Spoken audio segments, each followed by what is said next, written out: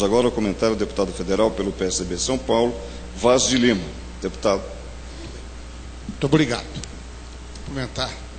Barros e Paulo, parabéns pela iniciativa. 10. Comentar Paulinho. Não sei se tem outro colega deputado federal aqui.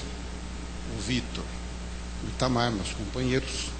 Cumprimentar também o Elcio e o Marcos, que estão conosco, e também o Guto. O Vitor, acho que me permite complementar um pouco as falas. Nós fizemos, de fato, aqui uma CPI da guerra fiscal. E muito interessante. Depois que terminamos aquela CPI, Paulo, eu era o presidente do Sindicato dos Fiscais de Rendas. Nós publicamos o relatório, de forma de livro. E fizemos uma segunda edição, mandamos para todo mundo. E demos o nome no livro, como fruto do seminário, da guerra fiscal, chamada assim, Guerra Fiscal. Com ela, todos perdem. Não era um seminário, era uma CPI que virou um livro. O Vitor lembra bem disso. Então, corretíssimo. E naquela época, ninguém deu importância. Ninguém. Mas essa casa, presidente Barros, deu uma bela contribuição, porque a partir daquele momento, o governador Mário Covas, estou falando a partir de São Paulo, que resistia enormemente a este tema, começou a se defender. Nem isso o Mário Covas queria fazer. Começou a se defender. A glosa de crédito a qual você se referiu, não é? Dizendo que isso não é bom, mas tem que defender. Se naquela época, Paulo, a Fiesp tivesse engrossado o nosso movimento, talvez não tivesse chegado, não chegou. Nós dizíamos, gente, está todo mundo perdendo, só está mudando o endereço do desempregado. Mas a própria indústria não via isso, porque muitos dos seus hoje liderados fizeram uso disso e foram para os outros estados para se defender também. Muito juro, alta carga tributária, né, dentro desse contexto. Então, quero cumprimentar, porque agora a gente está no mesmo lado. E naquele momento, a gente dizia, gente, isso não vai acabar bem. Isso não vai acabar bem. Demorou. Lá no Congresso Nacional, eu ouço lá de vez em quando, discutindo a questão aí tributária, vez por outra surge essa história também da guerra fiscal no conjunto, e agora, essa discussão mais presente, que é lá a tentativa de fazer resolução no Senado, que a guerra fiscal beneficiou outras regiões. É provável que tenha ocorrido. É só pegar a conta do ICMS nacional, a gente vai ver o quanto São Paulo foi reduzindo. Bom, mas aí, eu digo, gente, nós temos que ter a capacidade de fazer o desenvolvimento das outras regiões e dos outros estados, sem prejudicar aquele estado, que é São Paulo, que tem as melhores universidades, os melhores institutos de pesquisa, para onde os acrianos vão, estou falando de Brasília, para onde os do Amapá vão quando tem problema de saúde. E São Paulo não fecha as portas, paga com o seu dinheiro e não fecha as portas para ninguém. Então, o que eu estou querendo, na verdade, dizer é que, antes do que nós imaginávamos, Vitor, a água bateu. Por quê? Porque surgiu a tal da guerra dos portos. Eu vi aqui o vídeo. Cheguei nesse momento aqui na Assembleia. E aí a coisa começou a pegar. Por dois motivos essenciais. Primeiro, nós começamos a gerar emprego agora não no outro estado, nós começamos a gerar emprego lá fora. Viu, Barros? Foi isso que aconteceu. O último dado que vi, não sei se tem um dado mais recente, os economistas fizeram lá umas contas, nós tínhamos perdido 800 mil empregos na nossa indústria. 800, hoje é capaz de se falar de 1 milhão de empregos. Vou concluindo. Essa guerra vai acabar com a nossa indústria. Não é só a alta carga tributária, que nós precisamos continuar lutando, tá, Paulo e Barros? Os juros escorchantes. Eu peguei aqui até a Constituição, fui dar uma examinada.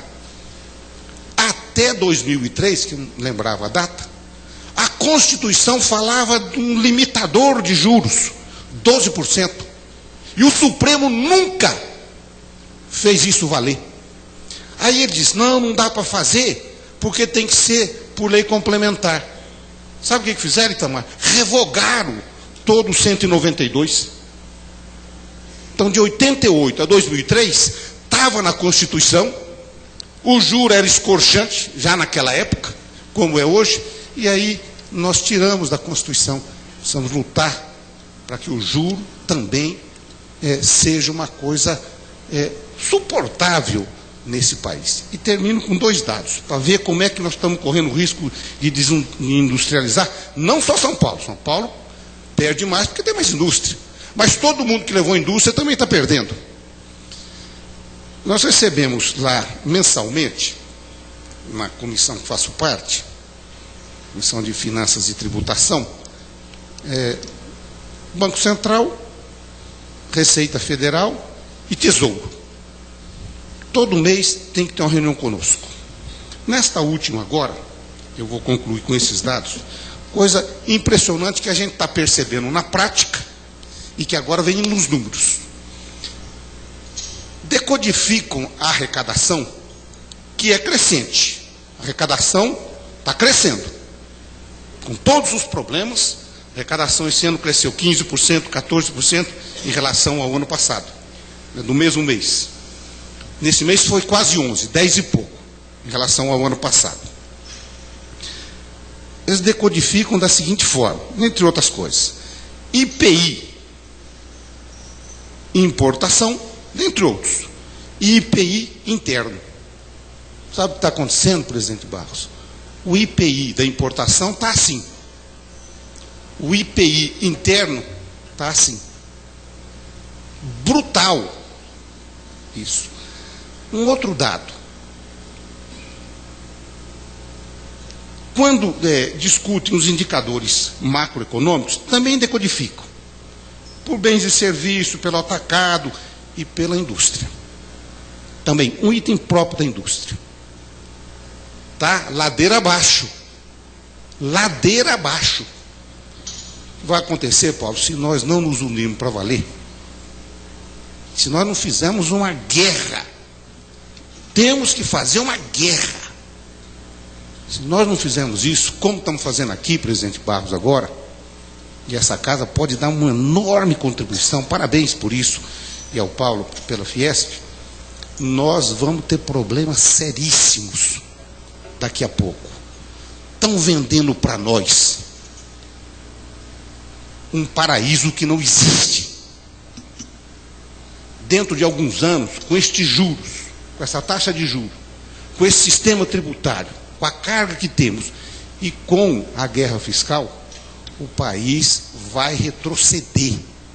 E todo aquele ganho que aparentemente o país teve, nós vamos perder, porque, termino com a fala do Vitor, nós achávamos que estava longe de nós. Era com o professor, tá? Era com o médico, era com o dentista, agora é comigo. Ou nós nos unimos, ou nós vamos perder também essa guerra. Parabéns, obrigado.